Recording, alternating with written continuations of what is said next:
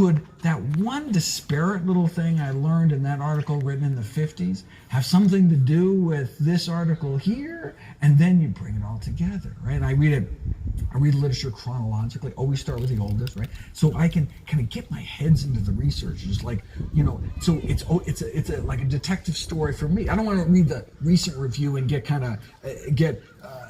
get swayed by whatever some contemporary reviewer's thinking about it. I want to read the original literature, the primary literature, and I want to go through it as the researchers did. Plotting what's the next research question? Are they going to get answered? Are they going to remain unanswered? And so every little research question is this whole kind of historical deep dive. And you can't, if you get interrupted, it takes you a while to kind of get back into that. And so then things start to make sense. Then the connections start to come. Otherwise, it's just another kind of superficial review that anyone could do. Yeah, you don't want to write that book. So it's like a review of reviews. Okay, if you're writing a term paper or something, all right, you get the most recent meta-analyses, most recent systematic reviews, and you just say, okay, this is what the literature says. No, this is what these bunch of reviewers say the literature says, right? But when it comes to something as life and death important as to what to feed yourself and your family, I want to get at the truth. And as far as I could tell, this hadn't been done in the obesity arena. And so the harder it became, the more I realized how valuable the project was. Because there's just no way, like a practicing physician could delve this deep. Yeah. And then, someone off the street, it's just completely, there's no way they could keep up. Did you ever think you're bitten off more than you could chew? Oh, yes. And in fact, I realized that after I started working on it. So I did it the absolute wrong way. I said, look, I'm going to give myself a year to write the book. Like, I just couldn't just stand the thought psychologically. You had this book planned a while ago, right? Oh, yeah. You always I knew planned this like was coming. 5 or 6 years. Yeah. So I've got, I think I've got like the next 4 books planned out. Right, So because the last time you were years here, or so. you had already talked about how not to diet and then how not to age. Yeah, that's the next one, 2022, right? You still got other books already planned. Oh, yeah, absolutely. Okay. So I'm always, the research is always pouring in. I'm already doing it just to get videos up on the website.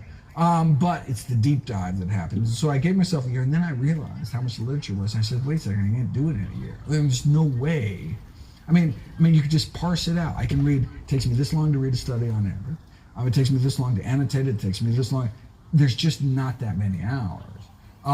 And so even though I have this whole research team now, right, where I have 14 people churning through studies, I got people that will pull articles from any library in the world, basically. Right. You're also publishing daily on your website, right? So that's the 3rd year. So 1 year I write the book.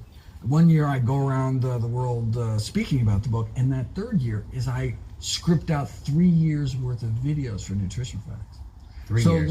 So little people know, right? So some video comes up, today's video. So people come up to me all the time. I love this morning's video. I'm like, what's this morning's video? Like, I don't even, because I may have scripted that video a year ago, and I just have to pray that broccoli's still good for you, that it's not outdated by the time that, because there's no way I can do it all together. Okay. Yeah. Now, the How Not to Die concluded pretty much that plant-based is the way to not die from those 15 different ailments, right? It's the best thing we can do in terms of, so it's the only diet ever proven to reverse heart disease, #1 killer here in the UK, and much of the Western world.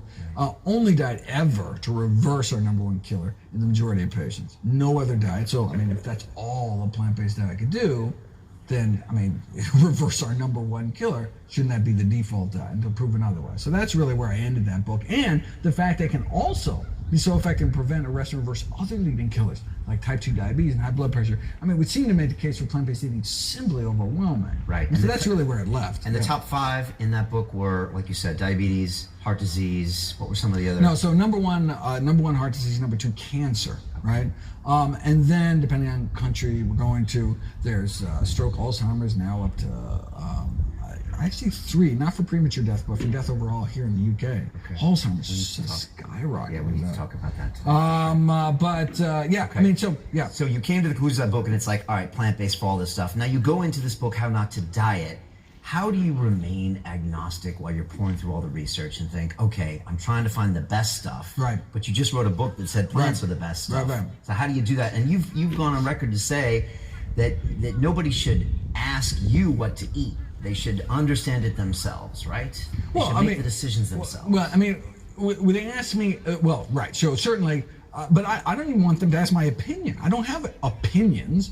I mean, all I can say is I can show you what the science shows, right? Like, what do you think about this? What do you mean I think about this? Who cares what I think about this? Who cares what I eat? Who cares what? It's what does the science show, right? It's your body, your choice. You want to smoke a pack of cigarettes a day, go bungee jumping? It's your body, your choice.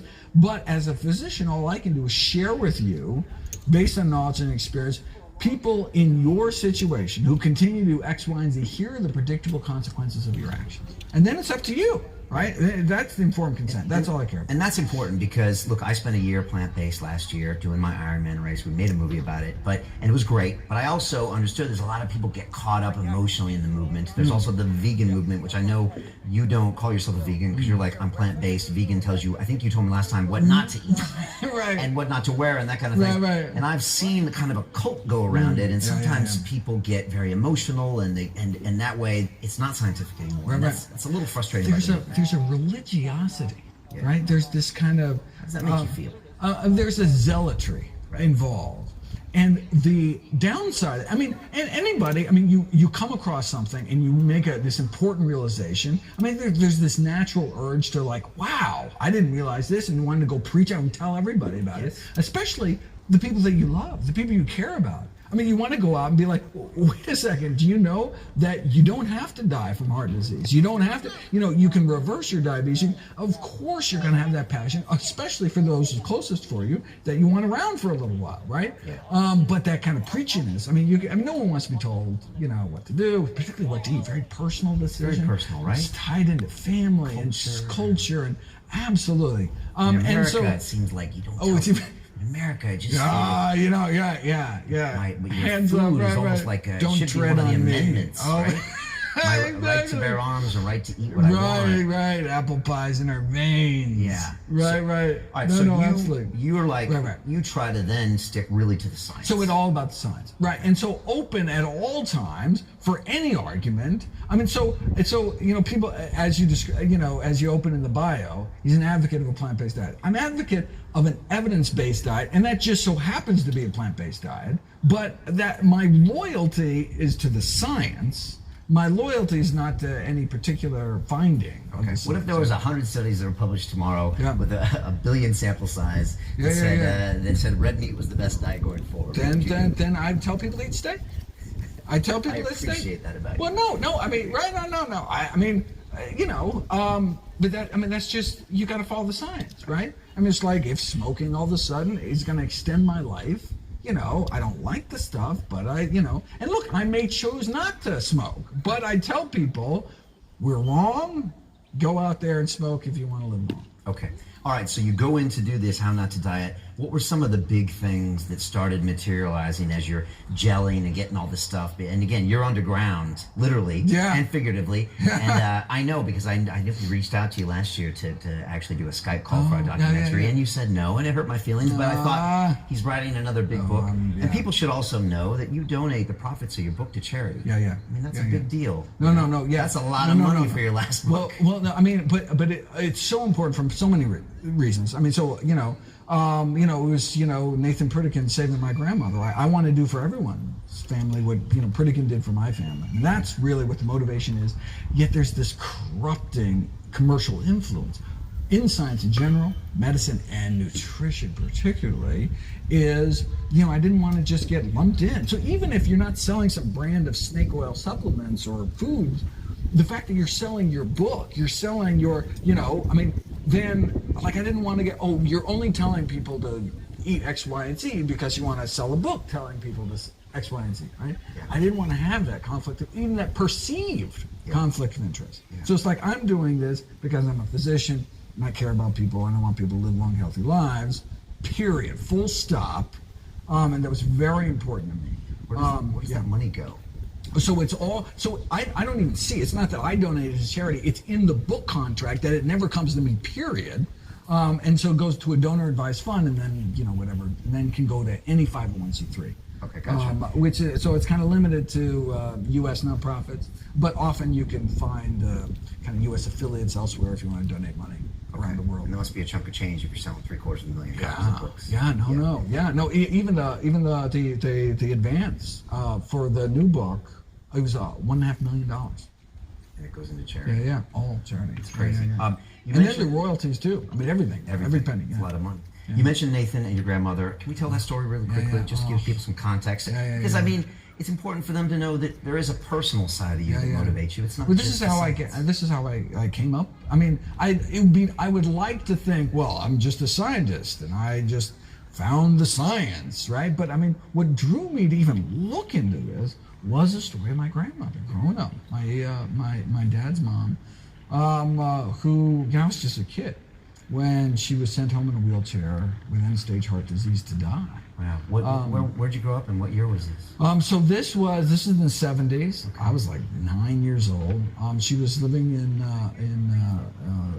Miami, and her life was over. She already had so many bypass surgeries. She basically run out of plumbing at some point. You get so scarred up inside, you can't even go back in. And so there's nothing more the medical profession to do. Send her home to die, age 65. Right? And then on 60 Minutes, there was a story about this guy, Nathan Pritikin, who was starting this new clinic up in California, claiming he could reverse heart disease with diet, which the fact that heart disease reversal, period, was thought impossible. I mean, just thought you get worse, and you die. Like most people think of diabetes today. You get worse, and you die. And then he came out and said, no, we can actually reverse heart disease, open up arteries without drugs, without surgery. Come to my clinic, I'll show you how to do it. And this is 70s, 80s when he said this. Late 70s. Late 70s, yeah. Okay. Started to open the clinic. And so my 60 Minutes, by the way, so people know, that was the only way you could hear about things back then. I mean, that was kind of the internet. That and Oprah. Right. That was the big, right. Especially for new ideas. You wouldn't hear that on the news. And so somehow she made the cross-country trek in her condition to become one of his first patients. She's actually featured in Pritikin's biography called The Man Who Heals America's Heart. It talks about Francis Greger, describing her as one of the death's door people, where they wheeled her in, and she walked out. In fact, within 3 weeks, she was walking 10 miles a day. She was given 3 weeks. 3 weeks. It was a graded exercise program along with plant-based diet, and she because although it may take months for the actual plaque to open up, you can get an immediate improvement in the function. Arterial function, even though the arterial structure improvement can take months, but within weeks you can get 80-90% of angina gone, crushing chest pain that fast, meaning that could have happened a year before, 10 years before, and never happened to happen in the first place. Like your body wanted to be healthy, but you were stabbing away the fork 3 times a day, and all you had to do is just stop the re-injuring, and your body can heal on itself. Right? Did it happen to anyone, or is it specific people have that reaction, or will most people? Most people. Okay. So Ornish's work showed that about 80% of people actually get that clinical reversal, and the earlier you can catch it, the better. But one of the things about medical training I learned that I think was one of the most kind of hopeful signs was that within 15 years of stopping smoking, your lung cancer risk approaches that of a lifelong non-smoker. Isn't that amazing? Your lungs can clear out all that tar, and eventually it's almost as if you never started smoking at all. And every morning of our smoking life, that healing process starts to wham, first cigarette of the day, re-injuring our lungs with every puff, just like we can re-injure our arteries with every bite. When all we had to do all along, the miracle cure, is just stand back, stop re-damaging ourselves, and let our body's natural healing processes bring us back towards health. Right? Yeah. The human body's like a self-healing machine. We just have to stand back and let our body work its magic. Yeah. I've done that a bit with cigarettes, with alcohol, and then last year with plant-based. And it is amazing. Amazing. It's interesting. My grandparents were cattle farmers, just like actually Dr. Neil Barnard's. So I watched my grandparents, go through that business, and then the diet that a lot of times just goes with that business as well. And they died of things that now I always wondered if it was presentable. Heart disease and stroke, and then more heart disease, and complications from putting stents in. And it always makes me wonder, if they had had other options. No. But we didn't know back then. But now we do. And we've known since Ornish's first randomized control trial, 1990, July 21st, 1990. So for decades, we've known this. Yet in the States, hundreds of thousands of Americans continue to die needlessly from this preventable, arrestable, reversible condition. Even when you're in the hospital for those diseases, they're feeding you the food. Unbelievable. I can't get you started about hospital food. Oh, yeah. In fact, I was just scripting a video on hospital food, and actually most of the research on there is from the NHS. And it's not just the patients, but the staff too, are living out of the vending machines, right? And actually, they used to sell cigarettes in the gift stores of hospitals, yet the medical profession actually led the charge to eliminate cigarettes out of hospitals, and actually the first kind of occupational setting that eliminated smoking was the hospitals. And so it would be nice to see them take that same kind of initiative and get the junk out of the hospital. So for example, in California, you're not allowed to sell soda in vending machines in public schools, yet you go to the pediatric hospital and you can get all the soda you want. In fact, they may have a McDonald's or Krispy Kreme right in the actual hospital. And it's just like, what message are we sending when the bacon and eggs, just had your chest cracked open, and that's when you get the next morning. It's the message we're sending. So that'll be one of your projects in the future, or you're constantly making videos about it. Okay. Yeah. So you saw your grandma go through that, and that inspired you. You weren't a doctor yet. Well, no. Oh my God. Right. So 9 years old. And in fact, back then, it didn't even occur to me. Right. Because for me, for a little kid, it was like, oh yeah, that's what happens. You get sick, you go to the doctor, you get better. Right. Little did we know that was this just a near miraculous event back then, where we didn't even think heart disease was reversible, period. And it actually wasn't until Ornish was able to show with something called the quantitative angiography, where you actually inject a dye and actually see what's happening inside the arteries. All Pritikin had were clinical reversals, meaning someone can't walk, someone can't, chest pain, calf pain, and then all of a sudden start eating healthy and they feel so much better. And the skeptics are like, well, yeah, it was like placebo effect or whatever. Until we can actually see what was happening inside the artery. So that's what Ornish added, actually being able to prove it there in black and white, see these angiography pictures of the arteries opening back up without the surgery, without the drugs, as if you just put a stent in there, but it was like a stent made out of broccoli. That's what did. That's what opened that thing up. And yet you could walk around and ask the average American today how they could save their grandma or their dad from heart disease, and they would not believe a plant-based diet. They would just say, well, it's in my family. Well, yeah, you know what else is in your family? A lousy diet. That's what falls in. So for most these chronic lifestyle diseases, about 80%. Hey everybody, thanks for being here at Wake Forest Veg Fest. So, these are diseases no one has to die from. So that's most of what comes into a GP's office is diseases that could be reversed if the GP had the knowledge. Good morning, and thank you for coming out. Can I please remind all vendors what they usually do is after write a script, right? unloading, can you please move your vehicle to the free parking spot? Which treats the symptoms, right? So, the symptom of having high blood pressures, that's a symptom of having diabetes. So you can control the symptoms. So high blood pressure, that's a symptom of disease, stiffened, crippled arteries. And so, yeah, you can artificially bring the blood pressure down. And look, if you refuse to improve your diet and lifestyle, well, then, yeah, having lower blood pressure reduces your risk of stroke and kidney failure, etc.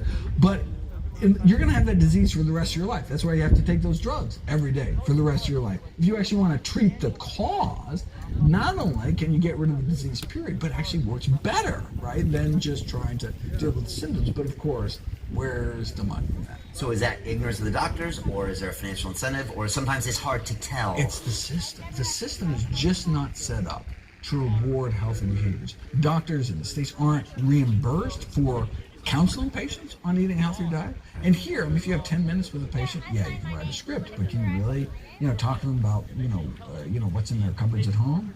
The system, and the same thing was like, why do we sell junk food? Why do we sell junk food? I mean, it's not like the CEO of Coca-Cola is sitting around thinking, how can I add to the childhood obesity epidemic? They're thinking, how can I satisfy my stockholders in the quarterly, and how do you do that? Dirt cheap ingredients, right, which is subsidized by taxpayers, sell for a couple bucks a bottle. It's like pure profit. Whereas produce, right, the healthiest food goes bad.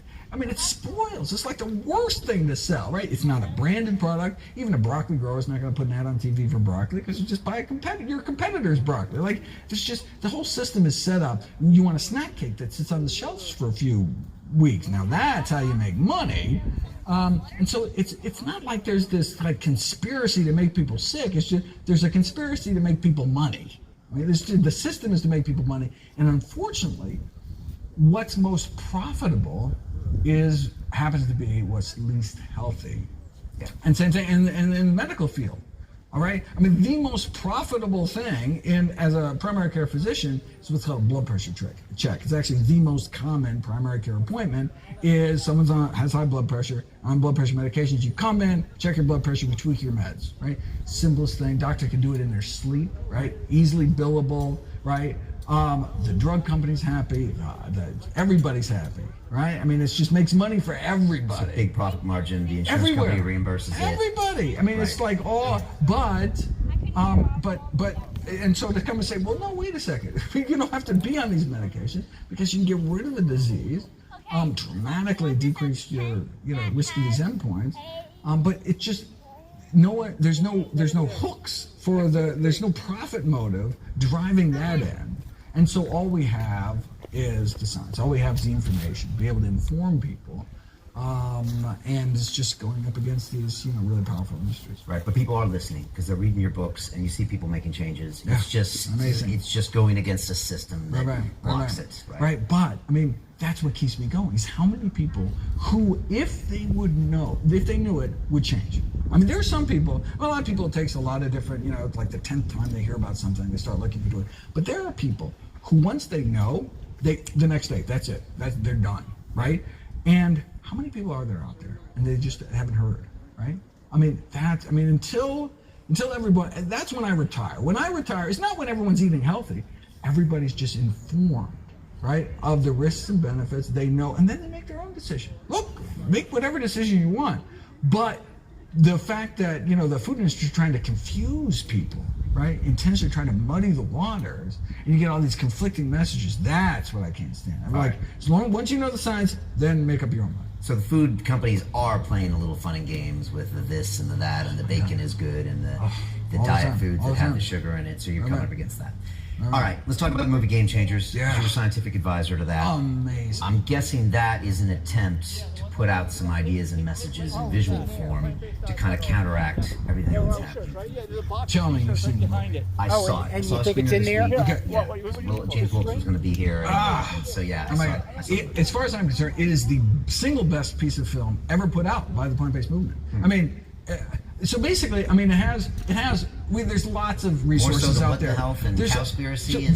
That all has the information. It's Forks Over Knives. It has the information, it has the stories, the amazing life-changing stories. But what was lacking was that polished Hollywood production value, right? Take that amazing, all the science, the amazing stories, and then put it in like and have enough money to really make a real documentary of it. I mean, not to put any of those others down, but people love those documentaries, not because they're great documentaries, but because of the information. But imagine if you had the information plus a really slick, well-produced, it's like the best of both worlds. All right, so you're dealing with someone's kind of base level of brain, so they can just see the pictures and say, okay, I'm going to go to this. It's just gorgeous. And so how were you involved as scientific advisor? Yeah. Well, so I originally, I was just called to be part of the film. I mean, to just be interviewed for the film. And I remember being with, James Welk. It was like that, in some little like seedy hotel with him, like the little camcorder on a tripod somewhere. And it was like highway noise outside, whatever, but we were trying to get something. It was when it was just like shoestring budget, blah, blah, blah. Years ago. Years and years ago. So, we did a couple hours, and then he comes back to me. I haven't heard from him in a while. He comes back. He says, now we finally got some funding for the thing. we need to reshoot all the footage. I feel bad that we went through it, but but I really want to get you the film, right? Okay. So we go back, we do the whole thing again, right? Research hours of, okay, but we get it all down. Okay.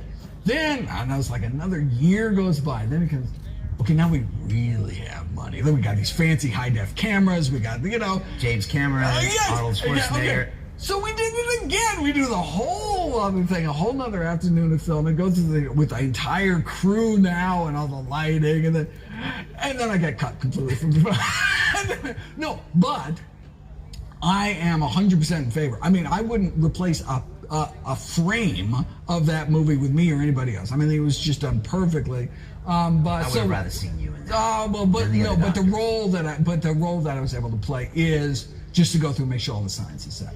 Okay. And so, I mean, that was very important to me because what so often happens is if there's one little tidbit of the movie that is in the slightest bit misleading, they'll take that and baby out with the bathwater. I mean, that's all they need is one thing to attack. And so my constant refrain was, we want to take. So if you have like 5 statistic, for example, on how much water does a pound of beef make to make.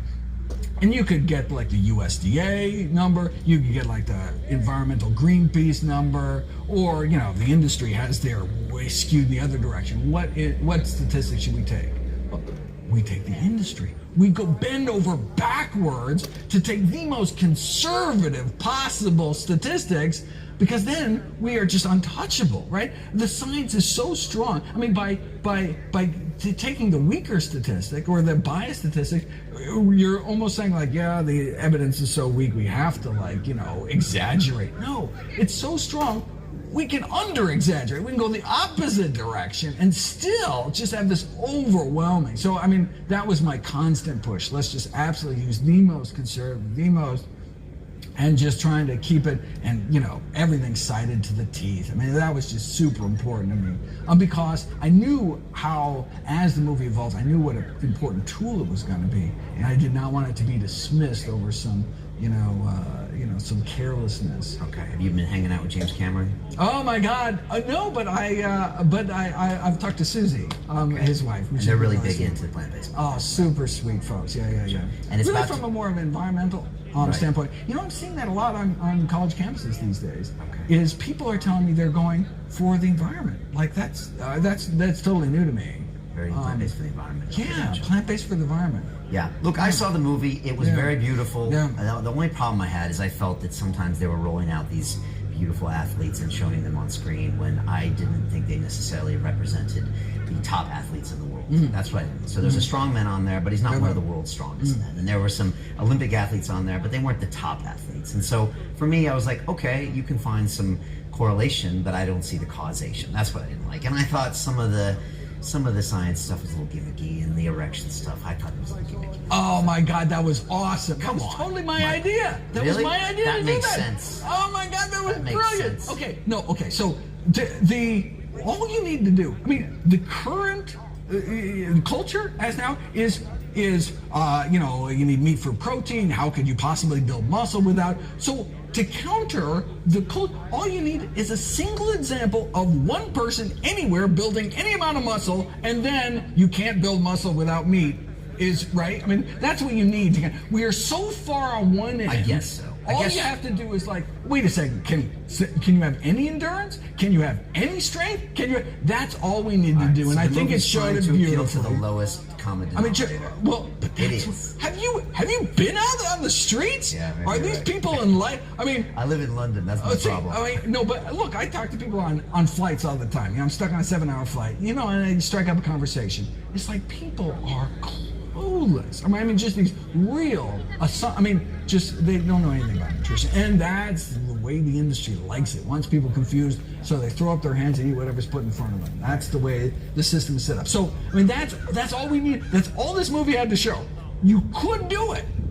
Right? It is possible to not drop over dead by not eating these foods. And then. The erection study, which I will take full credit for. My gosh. No, it's actually being done now in a real setting, and it didn't purport to that there's but just to show how dramatic, one meal, right? That's wild. Come on. And it shows to the arterial function, right? It's not that they're clearing out their plaque, but it just shows your arteries function. And it plays to the lowest common denominator of someone's manhood. Come on, Michael, you're better than that. What do men care about, right? No, especially young men. Look, when I go speak at a high school, right?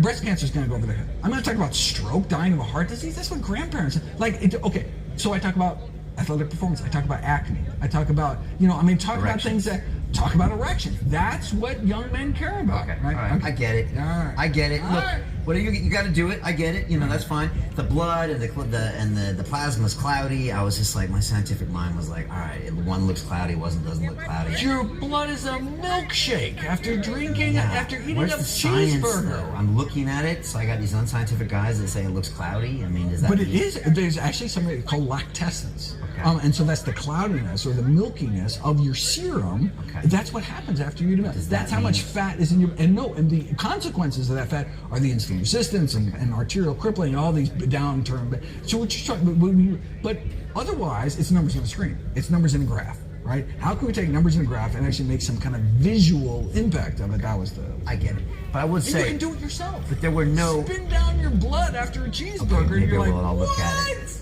Yeah, I mean, okay, whatever. All right, but also, I mean, there weren't that many top athletes in there. There's not the top of their games. There were just a few select choices. Maybe. Took a runner that looked good. Maybe God they bless her. should You look try. a strong man who's Maybe not at the top they of the should strongman game. Maybe these athletes. Maybe. But you know what I'm seeing saying. this would. Took one mixed martial arts fight between a vegan and a meat eater, and he happened to lose. Maybe so all we need to do, open up the mind and have people try it, and then. So why are people eating the way they are? They're eating the way they are because they were taught this is what you eat to be strong. This is what you eat to be fast. This is what you eat for endurance, right? And so just to open their mind and say, wait a second, you can eat this, and still be at the top of your game? Well, maybe I'll give it a try. And so, in that sense, cool. I get it. Thank you for explaining it to me because I was having a few issues, and I respect you a lot, and I respect what you guys are doing. And look, I went plant-based for a year. I ran a goddamn Ironman triathlon plant-based. So maybe you're preaching to the choir a little bit, and I was looking for something else. So I get why you're doing it. A lot of great minds, and it's good to have that question in people's minds. So I'll give you that. I'll give you the pass. I know it's going to blow up on Netflix. I know it's already blowing up on it's going to go crazy. So congrats. I would have rather seen you in that movie. Oh my God. Well, maybe I'll be in some DVD extra or something. I don't know. Maybe. Okay, that'd be good. Can I tell you about my experience on plant-based last year? And then I want to get into the book a little bit more. Okay. So last year, I had someone sitting in that leather chair. His name was John Joseph. He's the lead singer of the hardcore punk band, the Cro-Mags. Been plant-based for 30-some years. Amazing. Because he was a Hare Krishna monk back in the day. And he's also done 10 of these Ironman races, which are these really long distance, 12, 13-hour races where you swim and you bike and you run. And so he got in the chair and he was looking at me funny and he said, Brian, I want to challenge you to do a half Ironman. You got 90 days to train. And I was like, you must be crazy because I had never done endurance training. I mean, I was in okay shape, but I had never done long distance swim or run or anything. And I said, okay, maybe. And then he said, but you're doing it on a plant-based diet. And I was like, what are you doing, John? There's a scene in the movie where he walks in to my Airbnb in New York and I'm cooking eggs and bacon. And he throws it in the trash and he takes me across the street and I'm drinking smoothies. And he said, Brian, you're going to not get injured. You're going to be a better performance. And I'm 47 years old at the same time. And I didn't believe him, but I like John a lot. And he really knows the science. He has a great book called Eat Is for Pussies, which again really kind of addressed this whole I got to eat and eat as men. And I appreciated him writing that book and I'm getting in trouble for the title and all that stuff. Although apparently the publisher was their idea. Anyways, so I started eating plants. I told my wife, she freaked out. She's originally from Bulgaria where, she didn't know anything about plant-based diets. But she adopted and adapted and all of a sudden she's making black bean quinoa nachos with vegan cheese and we're rocking and rolling. And I had to first wasn't eating enough, so I was a little bit calorie deficit. But once I figured that out, I had a great experience. I ran the race, and I felt so good that I kept it up for the whole year. So a year I went plant-based.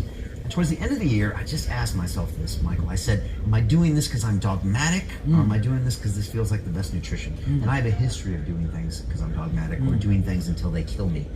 Drinking, drugs, being a banker.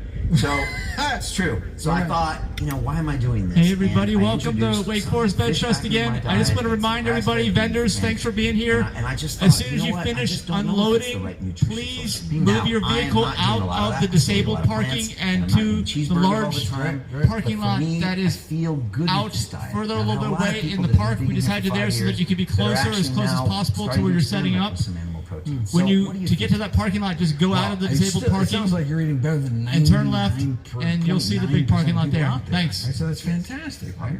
I mean, if there was one thing, if you were going to obsessively commit to one thing in your life, rather than alcoholism, I mean, a healthy diet. The number one cause I of have death. a healthy diet. I'm just not 100% plant-based. Right. Okay.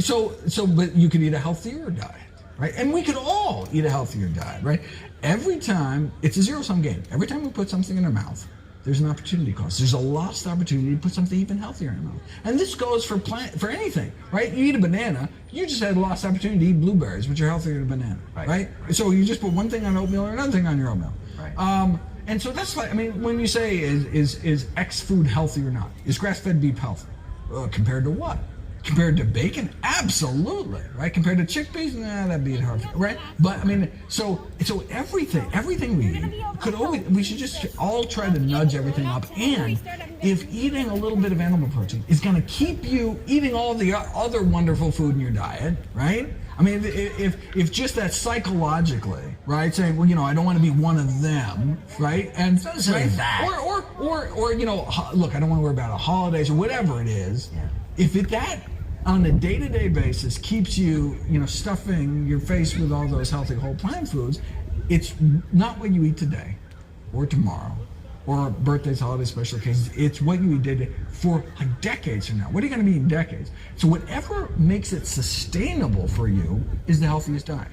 So if that includes beef, and if otherwise, you would just forget about it, right? So people who go all in, these people do the cold tofu kind of thing and all in, and they're like, wow, I feel so good about myself. But then 6 months later, they're back eating cheeseburgers. Well, then maybe if they would have went slower and figured out how to make it work within their lives, make it convenient, and then maybe they would have been doing this. So the 6 months aren't going to help them in the long run, right? So it's really about how knowing your psychology and what's going to keep me in this for the long run, eating as many whole plant foods as possible. And that's really the crux. It's how many whole plant foods are you eating? That if there's one question, and so it's not how much meat are you eating. Right. How many whole plant foods? Now, if you eat meat, you're kind of displacing, right? There's a certain number of calories and satiety that goes along with that, and so you may end up at the end of the day eating less whole. But in terms of health, it's how many whole plant foods you're eating. Full stop. And the primary reason these other foods aren't good is because they may undercut your whole plant food consumption, in addition to whatever else they have bad in them. So yes, some have saturated fat or trans fats or too much sodium or cholesterol, but part of the reason that they're unhealthful comparatively is because it's that bite for bite. It's that substituting one for another. And so if you're gonna eat meat, make it the best meat. Right? You're gonna eat cheese, make it the expensive, really high-end cheese. These people are eating Velveeta and American cheese and they're just like, they don't even taste it. They're like watching TV, eating Kentucky Fried Chicken or something. It's like you're not even enjoying, you're hurting yourself. You're gonna hurt yourself, right? Then you might as well, right, have the best scotch or whatever, right? But that's like the worst of both worlds. It's like you're not even deriving any pleasure from it, right? So look, if you're gonna eat chocolate, eat some really good chocolate. And then it's gonna be expensive, and so you're not gonna get a lot of it, and it's gonna be a special occasion, and it's gonna be, your body can bounce back from intermittent insults. It's kind of the day-to-day stuff that really builds up. Okay. Now, if I go out and shoot an elk and eat some wild elk, and that's a whole nother thing that you get mad at me about, but are you definitively saying that is going to hurt me, having that meat, as opposed to having a whole food? That's absolutely the healthiest. So elk and moose, 2% fat by weight. 2% fat. When you go to the store and it says extra lean, that's like 28% fat. That's the extra lean, right? Okay. 2%. So so that's actually what chicken used to be in 1896. 2%. Now it's 23%, 10 times more fat. But But yeah, so wild-caught game without lead ammunition, that's critically important. If you shoot that up with lead ammunition, it's a bad thing. But, so copper-jacketed, no lead, but yeah, venison. And so there's actually experiments done. Primarily, there's a research team in Australia where they did compared eating wild meat, which is kangaroo there, but that's like their venison. Right. Compared to conventional store-bought meat, it's a significantly lower bump in postprandial inflammation after eating, significantly less inflammation in their blood within 4 hours after eating the kangaroo meat compared to conventionally bought meat. Now, you could argue, why eat anything pro-inflammatory at all? If you instead ate plant foods, you actually would have an anti-inflammatory reaction. Okay, fine, but if you're going to eat meat, that's absolutely the least harmful meat is the wild-caught meat. Okay, fair enough. To continue watching the rest of the episode for free, visit our website londonreal.tv or click the link in the description.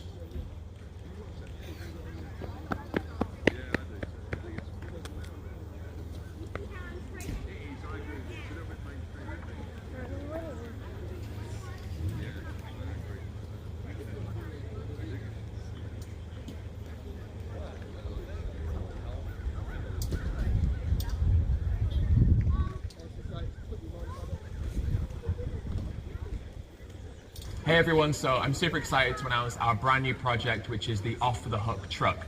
So we are traveling around the coastal region of the south of England, and we're handing out free portions of tow fish and chips to encourage people to try it, but also to generate conversations about veganism, the plight of marine animals, but also just the plight of animals and the environment in general. So we're going to be traveling to different areas. We're going to be handing out the tow fish, which is one of our signature dishes at Unity Diner. We're going to be getting people's opinions, and we're also going to be spreading the word about veganism as well.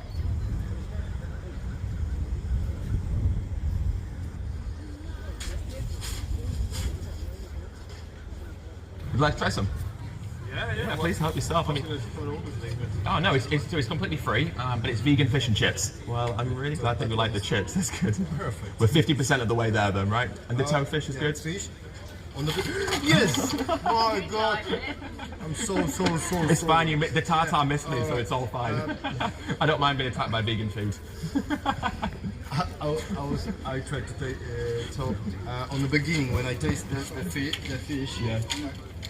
Not fish. Yeah. I was thinking it's real fish. Yeah. Exactly. Oh, you were thinking it was real fish. That's good. To be fair, that is really nice. I'd never go completely vegan. No. Is it like I come from a farming background. Ah, what farm? What kind of farming background? Dairy, Dairy. And so you were raised on a dairy farm? pretty much. What were your experiences like on the dairy farm? What did you do like day-to-day stuff? Yeah. So like what sort of stuff would that be like? Milking the cows? Did you like impregnate the cows?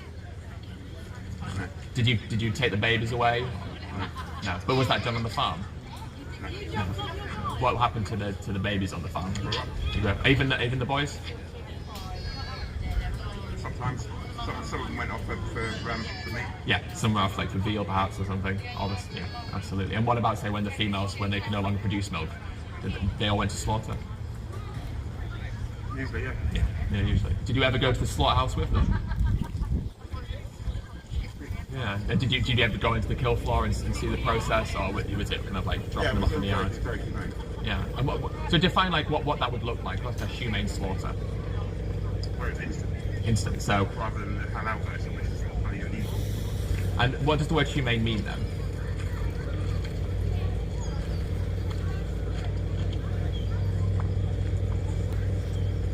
It means that they don't suffer. Well, if I was to say you're a humane person, what attributes would I be bestowing upon you? I'm not called that. Not cruel to animals. And I guess, yeah, like humane, it's more of like, compassion, benevolence. It's not just about how we treat animals, it's how we are, how we treat everyone, exactly. And so if we think of, humane being about compassion and benevolence, can we compassionately take the life of an animal if we don't have to?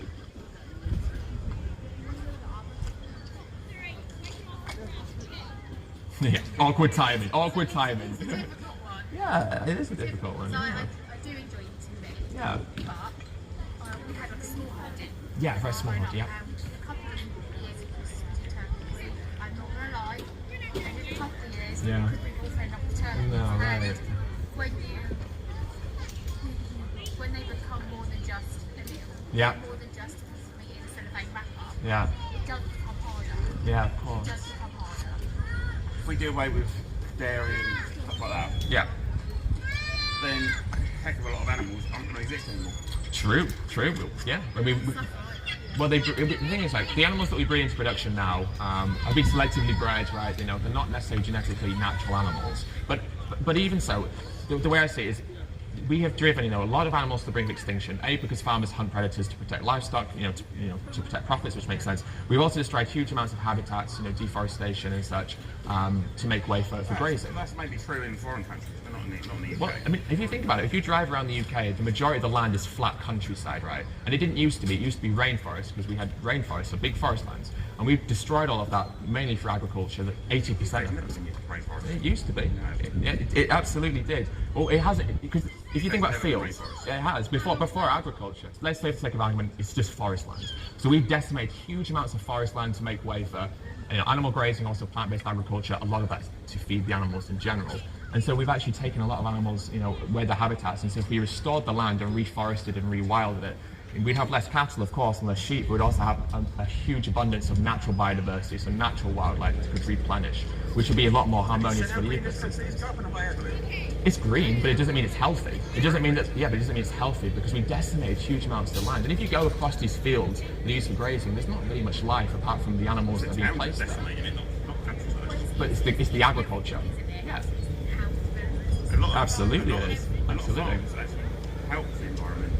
Well, so we plant shrubberies, for instance, to say, and that can encourage biodiversity to come back. I mean, the farm that I worked on, we had very wide borders with wildflowers and stuff like that. Exactly, but let's say you take the whole farm, okay, so, and you leave that farm, okay, and you allow that farm to replenish, or you rewild or restock it, that would be much more harmonious than like a plot of wildflowers, around the perimeter.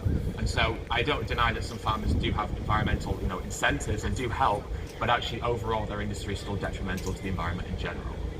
What do you think? Yeah, I like it. No? You like it? Good. And one of the things that we're asking people is, do we think fish feel pain? What do you think? Do fish feel pain? Yeah? Yeah. And do you think the fact that they feel pain, should we view how we treat them differently because they can suffer? Yeah. Yeah. Do you think that the enjoyment of something justifies what happens? I know, yeah. I mean, that was how I was as well. Yeah. No, when you think of like little baby lambs, and it makes you feel a little bit more uncomfortable. Oh, could we get another portion, please? Yeah, that's how I felt about it as well. Do you think that if it came to killing a lamb yourself, you'd be able to do it? No.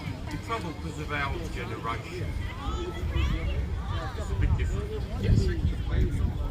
Yeah. I absolutely agree with that. Yeah, and I think in the future it could take off, but like I say, our generation is just that's what you used to. Yep. Absolutely. And it's changing. Yeah, it's all about change, isn't it? And I absolutely agree with that.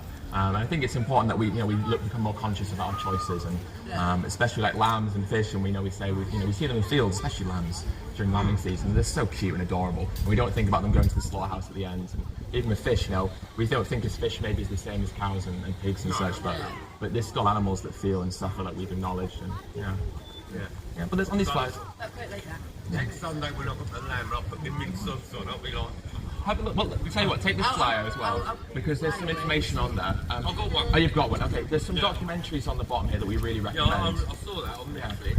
Yeah, have you got Netflix? Yeah. Excellent. Well, give these two a watch. They're really interesting, and they're not. That one's about the environment. That's more about health.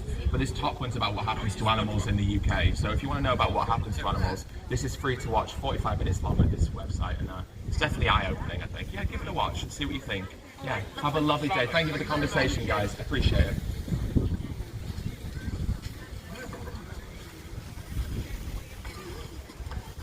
Yeah.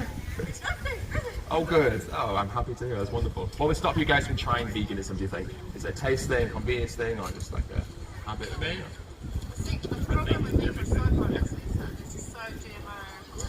So it's interesting. I've had this conversation a couple of times because it's a really important issue. And so this is entirely non-GMO. And the majority of the soy that we produce, 85% of it is fed to animals for animal agriculture.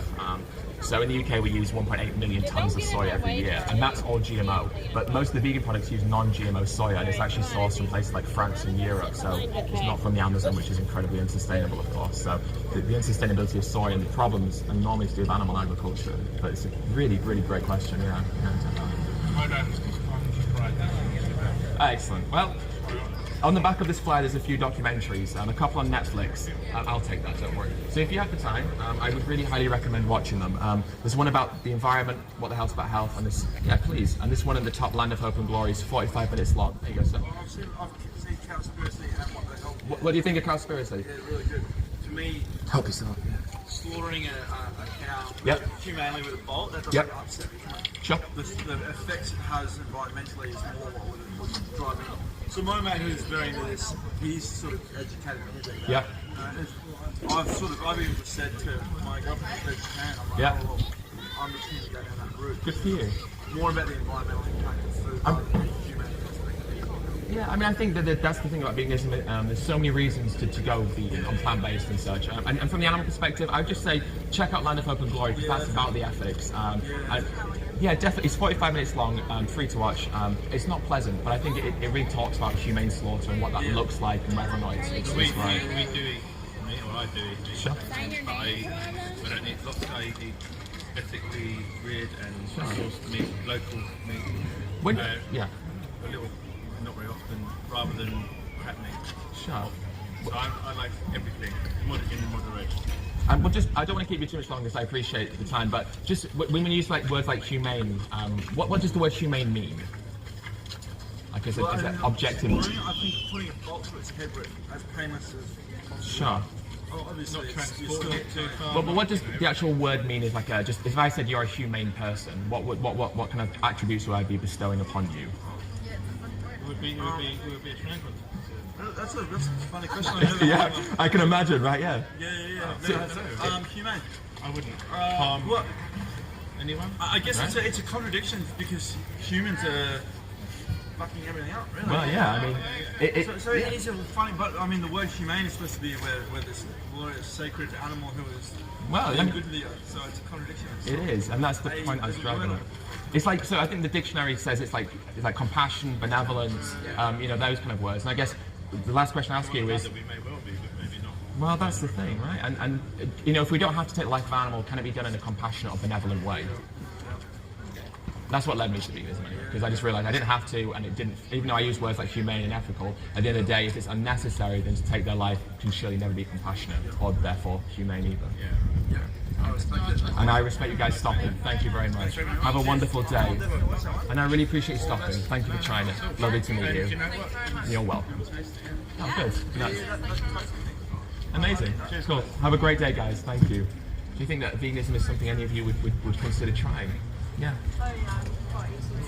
Yeah? Well, this flyer's got a bunch of information on it, and it also has some documentaries on the back. There's a couple on Netflix, but if you don't have Netflix, this one at the top is at this website that's completely free to watch. It talks about meat, dairy, eggs, and what happens to animals in the process. Yeah, definitely. I really hope you like it. Well, you're welcome. Have a wonderful day. The thing about veganism is take the food that you like already. So say like spaghetti bolognese, mac and cheese, and just change a few of the ingredients. So spaghetti bolognese, take out the beef mince, put soya mince or lentils or something, and you've got a vegan dish. So you don't have to reinvent the wheel. Just change small things in the foods you already like. Why do we need to be vegan though, rather than vegetarian? That's a really good question. Yeah. So from an ethical perspective, vegetarianism is often the stance that it's wrong to take the life of an animal to slaughter them. But what many people don't realise is that all dairy cows and all egg-laying hens are still slaughtered anyway. So the principles of vegetarianism are the same as veganism, but with dairy, cows are forcibly impregnated because they only produce milk to feed their children. So the babies will be taken away from them within 24 hours because the farmer can then sell more milk.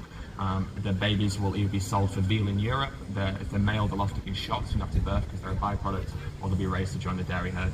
And this happens, there's forced impregnation, separation of their babies. It happens for me 5, 6, 7 years and they're still sent to the slaughterhouse.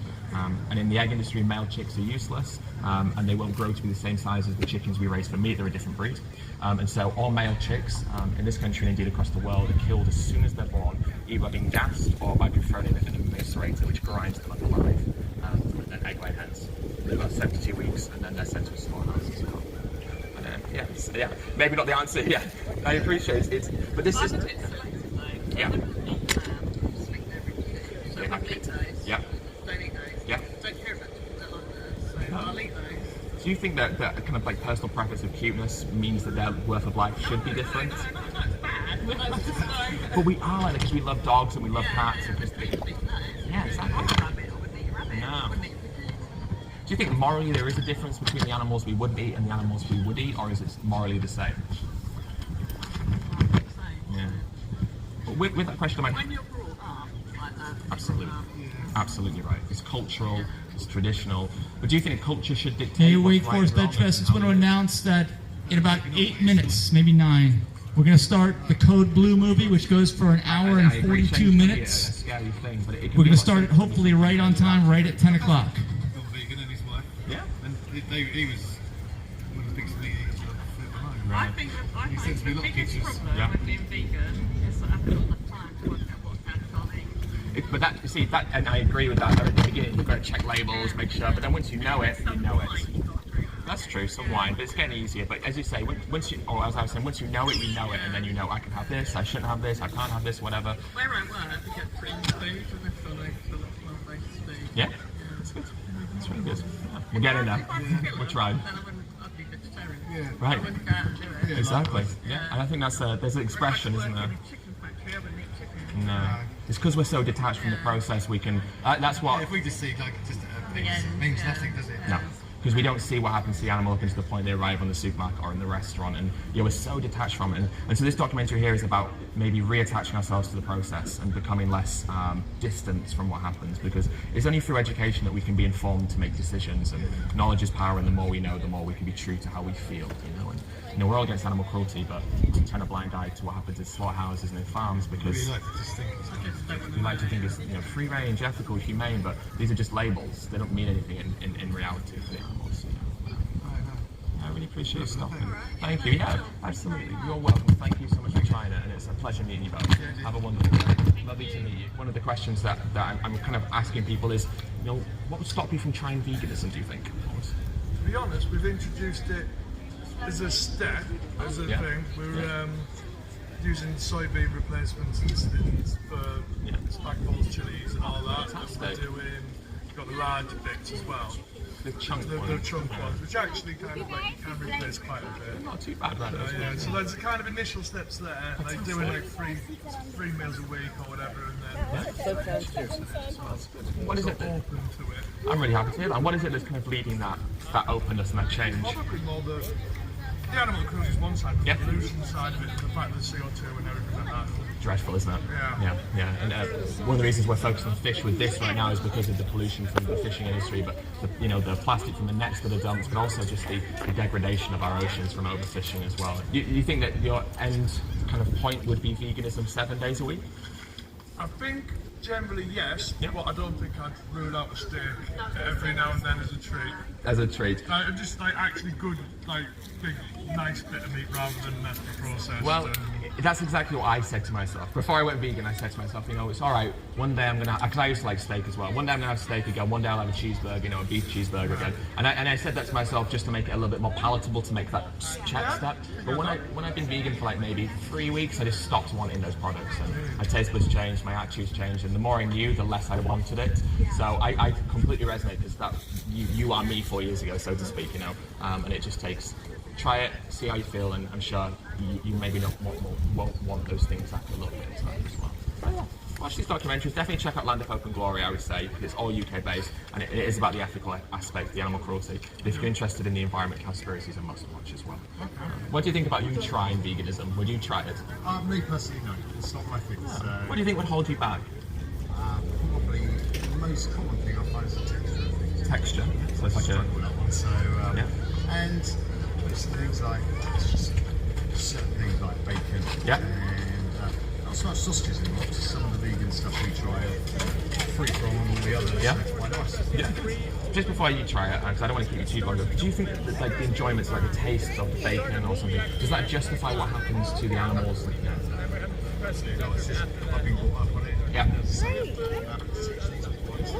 way you need to go. Excellent. I think from your probably a little bit past the change easily. Never doubt yourself for that reason. Wouldn't stop me because it's not. I'd say we all our bolognese doing go home with a meal. Aliments and stuff. Yeah, whatever those or lentils or something. Yeah. But it's definitely something that's changing and evolving, and people are learning more about it. Yeah, just on a bit slow to adapt to. I wouldn't like to say anything. Well, I appreciate that, but watch these documentaries at the bottom if you have the chance. These two on Netflix are great, but definitely check out Land of Hope and Glory. It feeds into what I was just saying about what happens to animals. It's all UK based, and the question I'd say is if you watch it, or even if you don't, but you think that what happens to animals is maybe wrong or cruel, ask yourself if it's not good enough for my eyes, why would it be good enough for my stomach? And I think also it's sustainable. it's not sustainable either. And you said you wouldn't lie to me. I would say to you that you've been very honest with me saying how you feel. And I would say that if you're honest to yourself, that you maybe would feel that veganism is something you should pursue because of the sustainability and ethical thing. So don't lie to yourself either is what I would say. I really hope you enjoyed the television. Excellent. I really appreciate your open-mindedness, so thanks for the conversation as well. Yeah.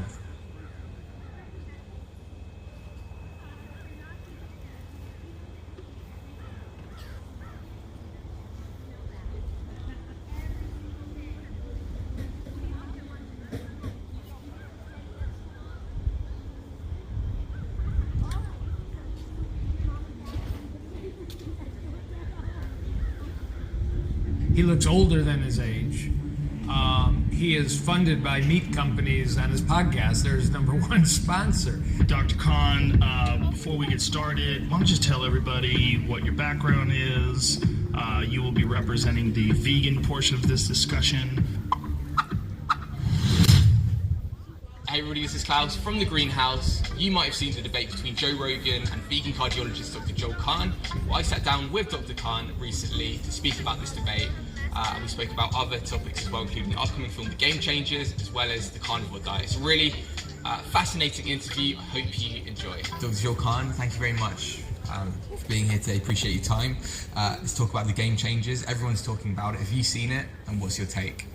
Yeah, I've seen Game Changers, and it will be a game-changing movie opening, very soon, because there still is a disbelief out there in the public that you can fuel your body in a teenager, an adult, and an elderly person and really get optimal health. And these athletes are great examples of powering themselves with natural whole food diets, and we see it in race car drivers and tennis players and football players and swimmers and surfers and everything that's featured. And obviously that really peak part about sexual health and male sexual health, I think it's going to just build confidence and belief that make this change for your health, for the environmental health, for the animal cruelty, and those issues.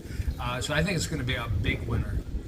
You mentioned male sexual health. A lot of people talking about this scene. What was it like? Yeah, this is a big deal because 40% of men at age 40, 50% of men at age 50, keep going, 60 at 60, have erectile dysfunction. It's a quality of life issue, and it's a clue to clogged heart arteries, which is really the big entry into my main passion and practice. But it's a scene of 3 young athletes at the University of Southern California that should be in perfect health. They found a machine, a urologist friend of mine found a machine that put on their male apparatus, and they went to sleep, but they went to sleep 2 times, one after a fatty meat-based meal.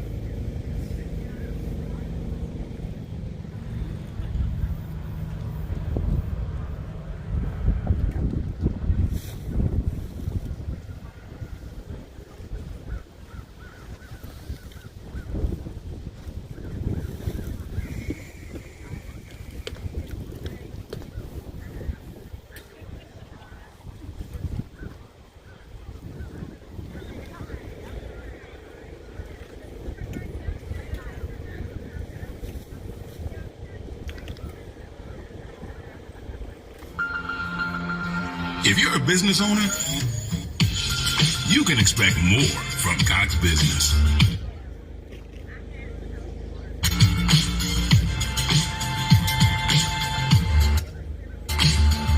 Switch today.